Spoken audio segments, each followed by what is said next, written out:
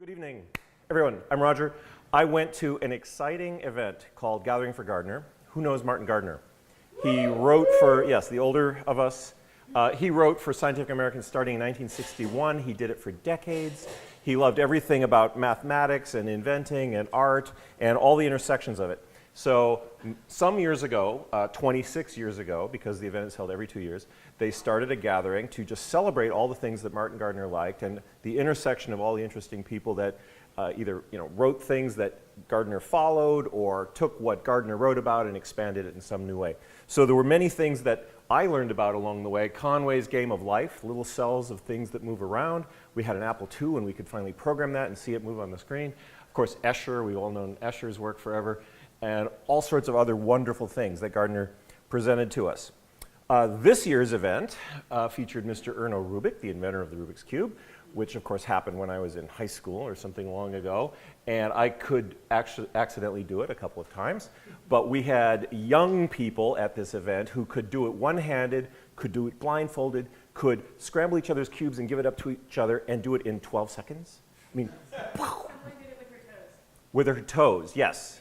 Unbelievable. So Alexa was there showing her awesome stuff. The youngest presenter was like 8 years old, and he got up there and you're going, no, this is his dad coached him. But then he made a mistake and he corrected himself. So you go, no, he's really knowing his stuff here. The oldest attendee was 102, Professor Richard Guy, who last time gave a talk. This time he was just in the audience. So, I mean, when he was a kid, people from the Civil War were still alive, right? So what a span of lives that we are in touch with. Then, some of the things you encounter, like this guy's business card. Clear on one side, printed on the other. Okay, yeah. That was just at the bar before the event started, okay? These little events, these little things are set up. 3D printed objects, make them at home, but turn it around and it's always pointing the right way. So is that mind-bending or what? Others? Only at certain angles? Yes, only at a certain angle, that angle. Okay, this is an ultrasonic do-it-yourself kit. That's a little bubble of water, a little drop of water being suspended by these little inexpensive ultrasonic things. There's an Arduino on the back making it all go, and he can even turn it sideways. It's strong enough to support the water in there. Lots of other things. And this guy does educational stuff. He goes out to schools and does all these things. These are a category of 3D printed objects where the video kind of chokes. But, you distort them and then you put a pen light in and there's hundreds of these things. I mean, the tables are crawling it. And this is just people bringing their own fun stuff and laying it out. The talks are each 6 minutes long. Tech tip, they cut the microphone after 6 minutes. So that's one way to get you off stage. But there's an incentive too. It's not all stick. There's carrot. If you end early, you get a silver dollar. So that encouraged people to keep going and moving along. Here's other impossible or mysterious objects. They're hexagons one way, spin them around, and they're round the other way. So try that at home. It's many, many different things. These are just ones that I had videoed. Here's another young person. He was 11. This is James Lee. He presented this problem. It's at the upper left there. The circle, the area of the circle represents your income. The area of the smaller circle represents the amount you give to charity, and this is a variable. The slice that's tangent to the charity giving is what you pay in tax. And then the question simply was, what's the optimum amount to give to charity that leaves the largest amount for you to take home? Right? If charity goes to 0, tax is half. Right? If charity goes to 100, then you get nothing and tax gets nothing, but charity gets it all. So there's some balance. And he showed us 2 different ways that he had solved it. And he finished in 5 minutes. It was one of the best talks. He got a silver dollar. It was really exciting to see that because kids really amazing. A lot of cool stuff going on. One of the coolest things is the gift exchange. 280 people. They said this is the first year it had sold out. So 280 people are coming, and you are asked to bring 280 of a thing. Something you've made or written or drawn or whatever.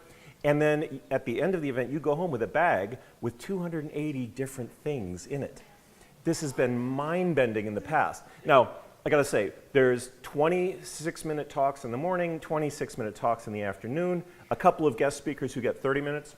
They're the featured presenters. But you end up with this barrage. 1 out of 5 talks went completely over my head. Like I need a course to understand what they're talking about. 4 out of 5? Okay. But then 1 out of 5, like Alexa's talk, are just mind-bending. You go, oh, I want to do that. I want to get that. I want to read that. I want to work with that person. I want to learn more about this. So it's a total, excuse me, total thrill all the way through. What did I want to bring? Well, this year's theme was 13, right? So all the talks had to relate to the number 13 in some way. So I started thinking about 13 balls make a nice solid packing, right? A hexagon with a ball in the center, and then 3 on top and 3 on the bottom. I sketched this out, and I figured out how I could die cut these little foam bits. It's got to be inexpensive because you're making 280 of them. It's got to be lightweight because it's a big box. So I figured out how to make these all, about $1.50 each. I printed up the instructions, and then I made 1 die. And I wanted to go to the die cutter, give them the foam, 4 different colors of foam, 1 die, just run it all. But don't knock them out. Keep them packed in there, because then I had to figure out, I wanted each kit to have 1 part of each type. There's 4 different parts, and 1 color of each one. So it became this Sudoku puzzle. I had to figure it out, very carefully keep all the parts together, and then I sat there in a couple of hours, put in together all the kits. So it makes this. I have a few of them left if anyone would like to try. It actually is a puzzle. I haven't gotten any complaints. I did put my email address on the instructions.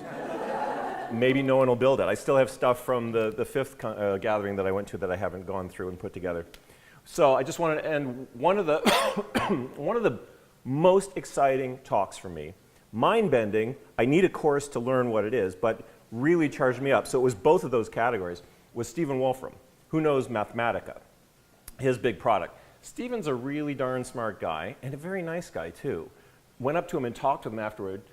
His presentation, it was 6 minutes long, and it made me think I was seeing the future. I was seeing computing as it'll be in a decade. And I've had that feeling a few times in my life, and I've learned to pay attention to it, because there's often something there. So, does anyone know Wolfram language? Ooh, okay. You do? Have you seen it, played with it? You've heard of it. This is, like, if you had a brain interface, the little mesh, you would plug into Wolfram language, because that's going to give you the most direct access to all the world's knowledge and how to structure it.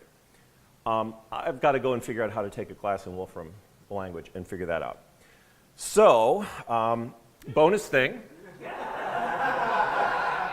Our invisible patron, who's actually here tonight, awesome. Brent is giving a talk this week, part of the LA Book Festival. It's the LA Times sponsors this. It's been at UCLA for many years. It's at USC now. If you don't know of this event, this is an amazing event. If you are an author or a reader of books, or you're interested in various topics, there's sessions on graphic novels. They must have 200 different talks listed on their site.